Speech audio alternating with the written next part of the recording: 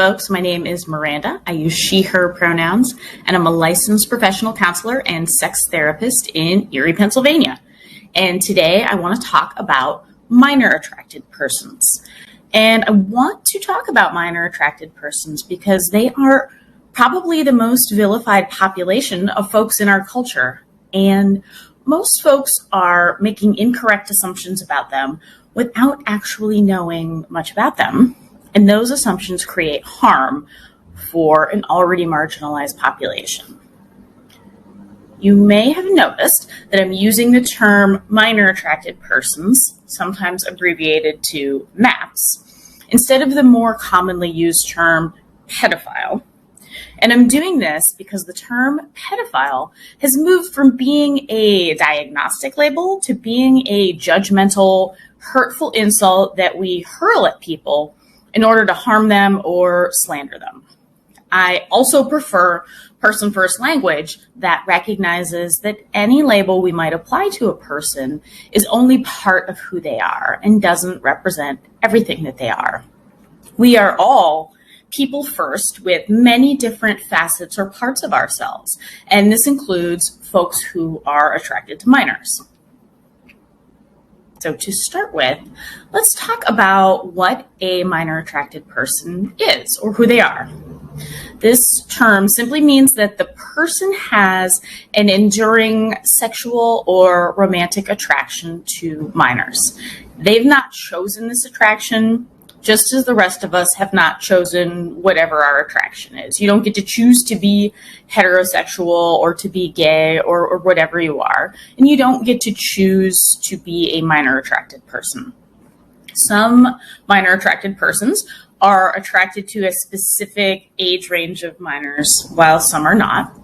And some minor attracted persons are exclusively attracted to minors and are not attracted to adults at all.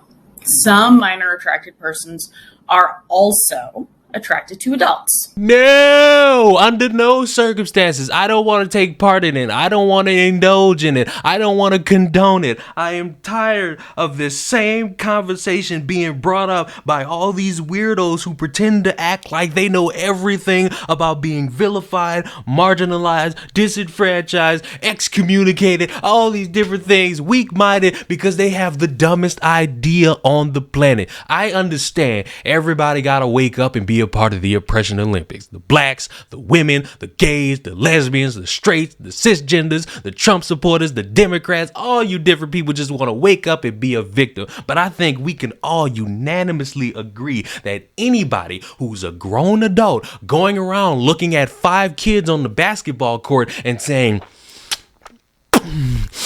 I want some of that, is a weird human being who deserves to be laughed at. Why? Because your thought process is gross. Why? Because you wake up weird. Why? Because you got a bunch of people advocating for that, thinking, oh, this is perfectly fine. We shouldn't be out here stigmatizing these people. They're just trying to be understood. They're just trying to be a part of the LGBTQ community. They're just a bunch of people being vilified. I will not sit here and ever in my life care about somebody who thinks about boinking children. It can't happen. It won't happen. I don't care how much any of you tell me anything about how much I'm oppressing you. Not only am I black, but I'm white too. I don't care what you think. Why? Because you're spending all this time advocating for the worst type of people, individuals who are seeking ways to think about violating children. And it's not the smartest thing, because when you want to talk about who's the victims and who's oppressed and who's vilified, you know, when you have that option out there and you have to think, who's the person that's likely going to have the biggest problems after this? Is it the grown adult who spent all that time thinking it was okay to think about boinking children? Or is it the kid who's potentially going to be harmed by the grown adult who you're advocating for?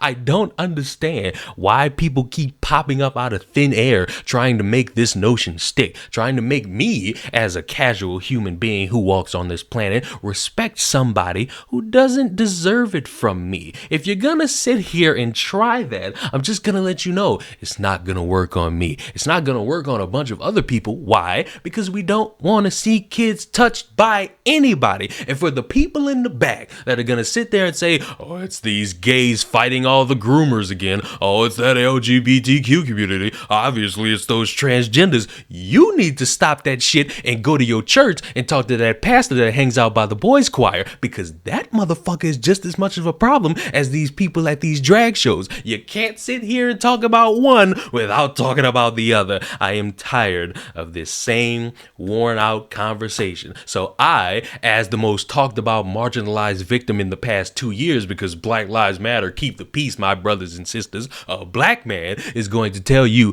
you are not allowed in the oppression Olympics. You are not allowed to be calling yourself a marginalized community. You cannot sit here and cry victim because a bunch of people hear what you gotta say and think you're fucking weird. You are gross. You are somebody who does not deserve any respect. You need to check yourself into a mental institution and get all that figured out, because if you just going around living your day-to-day life and you looking at a bunch of kids and you saying, let me get some of that, you are fucking weird. And no amount of a bunch of people in suits saying, oh, it's okay, no amount of people saying it's like a kid being forced to go to a bat mitzvah is going to make that stick. So are you gonna figure it out? You either go with yes or you either go with no. And if you go with the option yes, cool. You can tell a story about how that was put in you and you don't want other people to grow up living like that. Fine. But if the answer is no, and you're just gonna look at me and call me a bully and call me insensitive and say that I'm derogatory and say that I don't care about your feelings, you're right. I don't. Because at the end of the day, I value the kid that you're thinking about fucking and not you. Subscribe to the channel. I'll see y'all in the next one. Goodbye.